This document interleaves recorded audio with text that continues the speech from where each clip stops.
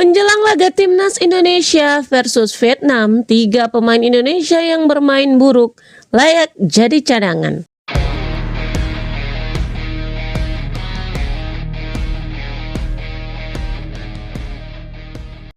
Persiapan Sintayong yang membawa timnas Indonesia ke ajang Piala Asia 2023 yang akan mempertemukan Indonesia versus Vietnam akan membuat catatan sejarah, yang dimana timnas Indonesia di laga perdananya melawan Irak mengalami kekalahan telak.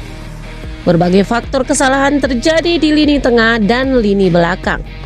Timnas Indonesia perlu berbenah jelang pertandingan kedua grup D Piala Asia 2023 menghadapi Vietnam pada Jumat 19 Januari 2024. Pasalnya, kekalahan timnas Indonesia di laga pertama kontra Irak dengan skor 1-3 membuat peluang untuk lolos fase grup semakin berat.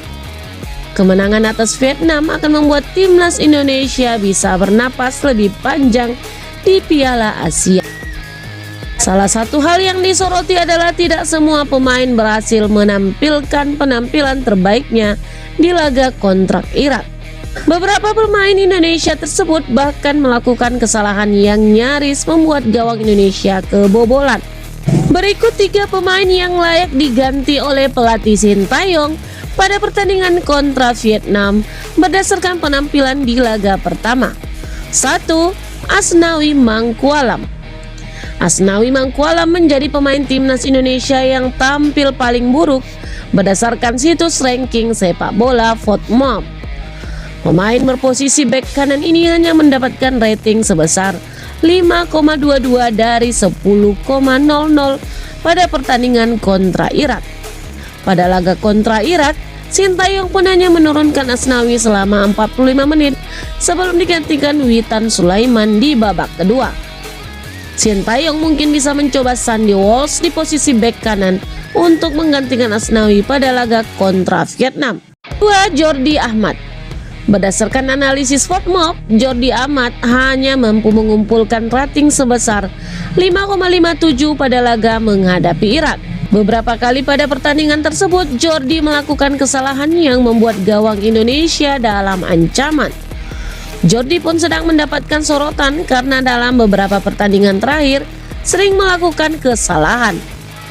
Menghadapi pertandingan kontra Vietnam nanti, Sintayong bisa mencoba mencadangkan Jordi dan digantikan oleh Justin Hapner. Pada laga melawan Irak, Justin Hapner sempat dipasang oleh Sintayong sebagai gelandang bertahan. 3. Rafael Struijk.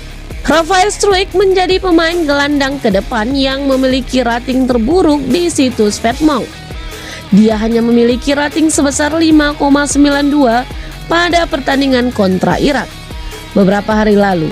Di laga tersebut, Rafael Struijk kerap salah dalam mengambil keputusan sehingga peluang yang didapat menjadi terbuang percuma.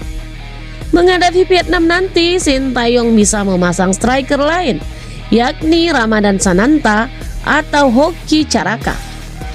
Dengan badan yang lebih besar, kehadiran Ramadan Sananta atau Hoki Caraka bisa membuat lini pertahanan Vietnam terpaksa berduel fisik. Hal ini menjadi nilai plus karena secara postur tubuh, pemain Indonesia dan Vietnam tidak jauh berbeda.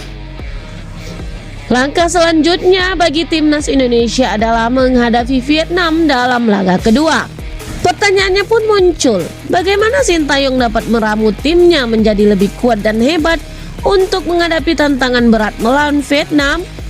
Mungkin Sintayong perlu melakukan evaluasi mendalam terhadap kelemahan yang terungkap dalam pertandingan melawan Irak. Baik dalam taktik, peningkatan kecepatan, dan memperkuat kerjasama di tim akan menjadi kunci untuk menghadapi Vietnam.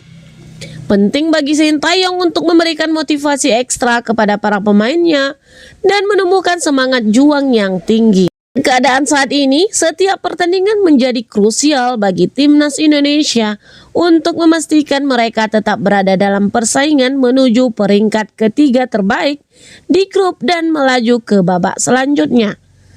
Meski kekalahan ini mengecewakan, namun ini juga menjadi pelajaran terhadap bagi timnas Indonesia. Mereka harus bersiap menghadapi pertandingan selanjutnya dengan tekad yang lebih kuat dan kesiapan mental yang maksimal. Sintayong dan anak asuhnya perlu menunjukkan perubahan positif yang signifikan agar harapan lolos ke babak 16 besar tidak pupus begitu saja. Demikian hari Warta, jangan lupa like, comment, and subscribe.